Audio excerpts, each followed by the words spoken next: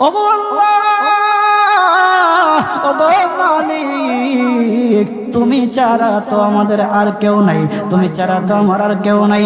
আল্লাহ গো, তুমি যদি মাফ না করো কে আমাকে মাফ করবে? তুমি যদি মাফ না করো কে আমাকে মাফ করবে? তুমি যদি আমাকে মাফ করো তাহলে তোমার কোনো দিকে কমবে না, তুমি যদি আমাকে মাফ না করো তোমার কোনো দিকে বাড়বে না। আল্লাহ গো, তুমি আমাকে মাফ করে দাও। সারাটা জীবন অন্যায় কাজ করেছি, সারাটা জীবন নাফরমানি করেছি, আমার কাছে কালেমার দাওয়াত কম আসে নাই, আমার কাছে কালেমার দাওয়াত কম আসে নাই, আমাকে লোকেরা কম বোঝায় নাই। ওগো আল্লাহ, তুমি আমাকে মাফ করে দাও। মাফ না করলে কোথায় যাব, কার কাছে যাব? বাবা যখন মারে তখন মার কাছে আশ্রয় নেওয়া যায়, মা যখন প্রহার করে তখন বাবার কাছে আশ্রয় নেওয়া যায়, বাবা মা যখন প্রহার করে তখন দুনিয়ার কারো না কারো কাছে আশ্রয় নেওয়া যায়। ওগো আল্লাহ, ওগো মালিক, তুমি যদি আমাকে মারো, তুমি যদি আমাকে আযাব দাও, ওগো আল্লাহ, কার কাছে যাব, কার কাছে গিয়া মাফ চাইবো? ওগো আল্লাহ, মেহেরবানি করে মাফ করে দাও। এইরকম কান্না করতেছে, কান্না করতেছে, চোখের পানি তার এমন ভাবে পড়তেছে, দাড়ি ভিজতেছে, দাড়ি ভিজে জমিনের মধ্যে চোখের পানি পড়তেছে, কান্না করতেছে।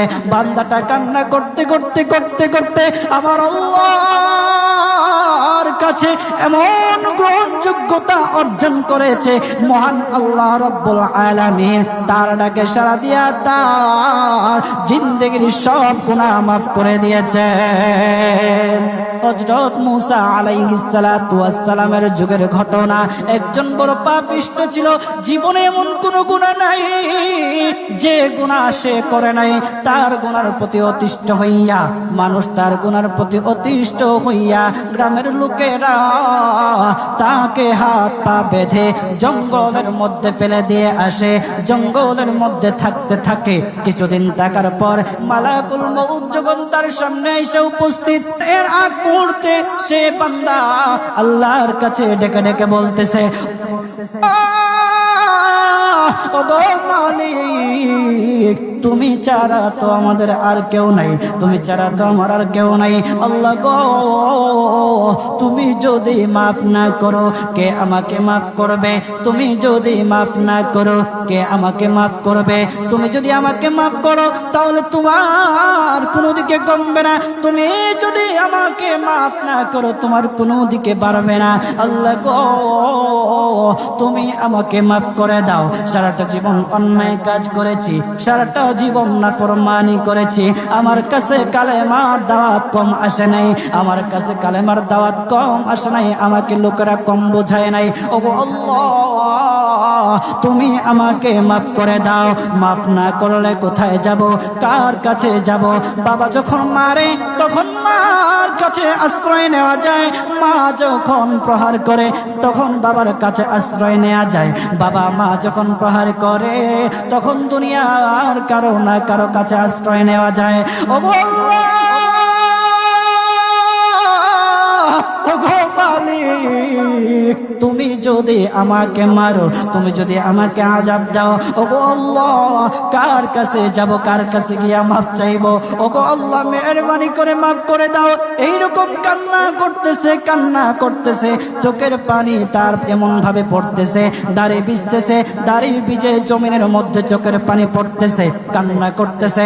বান্দাটা কান্না করতে করতে করতে করতে আমার আল্লাহর কাছে এমন গ্রহণযোগ্যতা অর্জন করেছে, মহান আল্লাহ রাব্বুল আলামিন তার ডাকে সাড়া দিয়া তার জিন্দেগির সব গুনাহ মাফ করে দিয়েছে। ওই বান্দাটা তাওবা করতে করতে করতে করতে হঠাৎ ইন্তেকাল করে। ইন্তেকাল হওয়ার পরে হযরত মূসা আলাইহিস সালাতু ওয়াস সালামকে মহান আল্লাহ বলে দিতেছে পয়গম্বর মূসা, ও দুস্থ, দেখো অমুক জঙ্গলে আমার একটা পাগলা আশেক, আমার পাগলা একটা আশেক মারা গেছে, ওই আশেকটার জানাজা তুমি পড়াও, দাফন কাফনের ব্যবস্থা করো। ও মূসা, আর তুমি একটা ঘোষণা দিয়ে বলে দাও, একটা ঘোষণা দিয়ে দাও মূসা রে, ও মূসা, তুমি ঘোষণা দিয়ে বলে দাও যে আমার এই বান্দার জানাজার নামাজ অংশগ্রহণ করবে, মহান আল্লাহ তার জীবনের সব গুনাহ মাফ করে দিবে। আল্লাহু আকবার। আরো জোরে বলেন না আল্লাহু আকবার, আরো জোরে বলেন আল্লাহু আকবার। হাত উঠায়া বলেন আল্লাহু আকবার, আল্লাহু আকবার। মুসলমান বাবাজি, গভীর মনোযোগ। হযরতে মূসা আলাইহিস সালাতু ওয়াস সালাম একটা পাহাড়ের উপরে উঠলেন। পাহাড়ের উপরে ওঠার পর তখন ডেকে ডেকে বলতেছে, ও উম্মতেরা রে, আমার উম্মতেরা শুনো, আল্লাহ রাব্বুল আলামিন একটা সুসংবাদ দিয়ে দিয়েছে। আমার আল্লাহ রাব্বুল আলামিনের একটা আশিক একটা ওই অমুক জঙ্গলের মধ্যে মারা গেছে, ওই পাগলা আশিকের জানাজার নামাজ অংশগ্রহণ করো। যদি জানাজার নামাজ পড়ো তখন আমার আল্লাহ তোমাদের জীবনের সব গুনাহগুলি মাফ করে দিবে। কেউ যদি নিজের গুনাহ ক্ষমা করাইতে চাও, কেউ যদি নিজের গুনাহগুলি ক্ষমা করাইতে চাও, তাহলে মহান আল্লাহ রাব্বুল আলামিনের ওই পাগলা আশিকের জানাজায় অংশগ্রহণ করো। তখন লোকেরা দলে দলে জানাজায় অংশগ্রহণ করার জন্য দলে দলে গেল, জানাজার নামাজ আদায় করলো। আদায় করার পর পয়গম্বর মূসা আলাইহিস সালাতু ওয়াস সালামকে বলতেছে, ওগো আল্লাহর পয়গম্বর, ও পয়গম্বর, যার জানাজায় অংশগ্রহণ করার কারণে মহান আল্লাহ তার জীবনের সব গুনাহ মাফ করে দেবে। এমন মহা ব্যক্তি, তো এই মহান ব্যক্তিটাকে তো একটা নজরে দেখা দরকার, অবশ্যই দেখা দরকার। আমাদেরকে সেই ব্যক্তিটাকে দেখান। তখন মূসা আলাইহিস সালাতু ওয়াস সালাম বলতেছে, ঠিক আছে, তোমাদেরকে দেখানো হবে। তখন যখন দেখাতে গেলেন, দেখানোর সাথে সাথে লোকেরা বলল, পয়গম্বর, আপনি কি বলেন? এই লোকটাকে তো আমরা ভালো করে চিনি। ওই লোকটা বড় পাপিষ্ঠ ছিল, বড় অন্যায়কারী ছিল, বড় জুলুমকারী ছিল। ওগো পয়গম্বর, সমাজে এমন কোন গুনাহ নাই যে সে করে নাই। সমাজে সব গুনাহ করেছে, সমস্ত গুনার সাথে সে জড়িত ছিল। সে জড়িত ছিল তার গুনার কারণে, তার গুনার কারণে আমরা অতিষ্ঠ হইয়া তার হাত পা বেঁধে আমরা তাকে জঙ্গলের মধ্যে ফেলে দিয়ে আসি। এই পাপিষ্ঠ বান্দা আল্লাহ তাআলার বড় আশিক হতে পারে কিভাবে? আল্লাহ তাআলার প্যারা হতে পারে কিভাবে? পয়গম্বর মূসা আলাইহিস সালাতু ওয়াস সালাম আল্লাহর কাছে ডেকে ডেকে বললেন, আল্লাহ, লোকেরা কি বলতেছে আর তুমি কি বলো? ওগো আল্লাহ, এর সমাধান কি? এর সমাধান কি? সমাধানটা তো তুমি দিয়ে দাও। আল্লাহ রাব্বুল আলামিন পয়গম্বর মূসা আলাইহিস সালাতু ওয়াস সালামকে সমাধান দিয়েছে।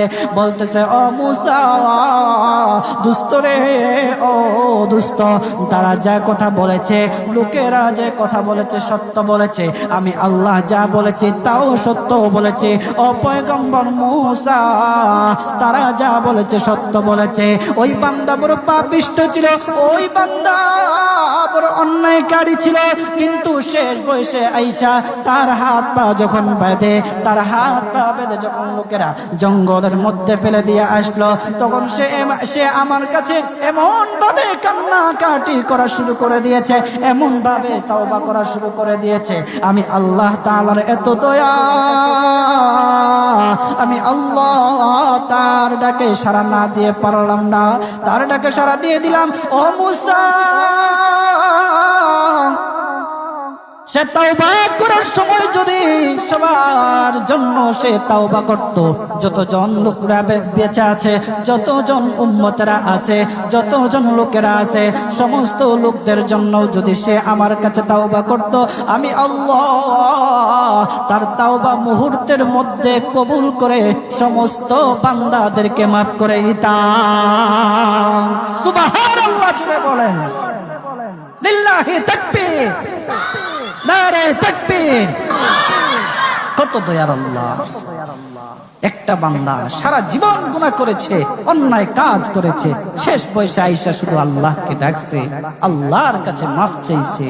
আমার আল্লাহ রব্বুল আলামিন তার পিছন দিকে আর তাকায় নাই, আমার আল্লাহ রব্বুল আলামিন তাকে মাফ করে দিয়েছে। সুবহানাল্লাহ। এখন যদি আপনারা মনে করেন এখন তো ইয়ং আছি, কয়দিন পরে তাওবা করে ভালো হয়ে যাবেন, এই সুযোগ আপনি নাও পাইতে পারেন। রাজা যাদেরকে বলা হয় যে কিছু লোক আছে আমাদের সমাজে, যদি ওদেরকে বলা হয় যে ভাই দাড়িটা একটু রাখেন না, নামাজটা একটু পড়েন না, একটু বয়স হোক, পোলা মাইয়া বড় হোক, দাড়ি রাইখা দিন, আছে না এরকম?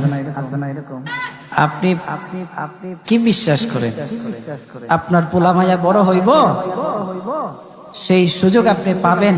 কতটুকু গ্যারান্টি আছে বলেন?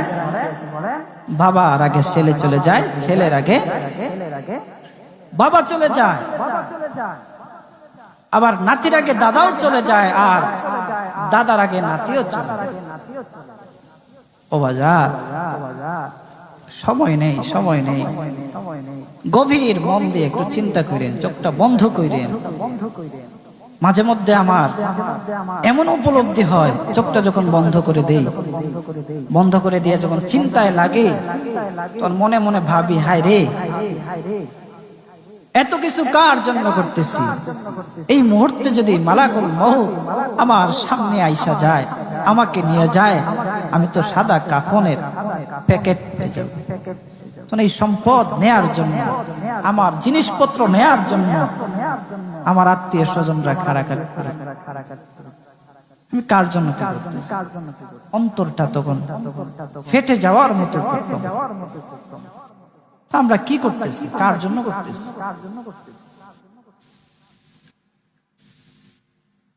আজকে মরে গেলে আপনার সন্তান কালকে আপনাকে স্মরণ করবে কিনা সন্দেহ আছে। কিছু কিছু ঘটনা এমনও ঘটে যে বাবা মারা গেছে, সেই সন্তানেরা সম্পত্তি বন্টন করার জন্য বাবার লাশটা পর্যন্ত দাফন করতে দেয় না। আমাদের সমাজে এগুলো দেখা যায় না? আপনি কার জন্য কি করতেছেন? কার জন্য করতেছেন? কি করিলাম দুনিয়াতে আসিয়া,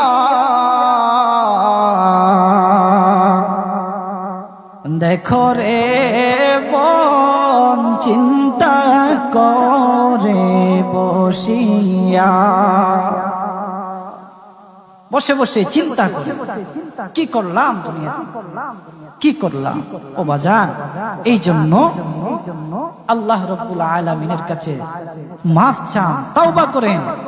আল্লাহ রাব্বুল আলামিন আপনার ডাকে সাড়া দিবে, আপনার তাওবা আল্লাহ রাব্বুল আলামিন কবুল করবে। বান্দা যত গুনাহ করুক না কেন, সব সময় আল্লাহ তাআলার রহমত তার পাশে আছে। এই জন্য বাজান, আমরা যারা আছি, আমরা আল্লাহর কাছে তাওবা করব তো ইনশাআল্লাহ। কথা বলেন না ইনশাআল্লাহ? বলেন, কিপটামি করেন কি লেগে? জোরে বলেন।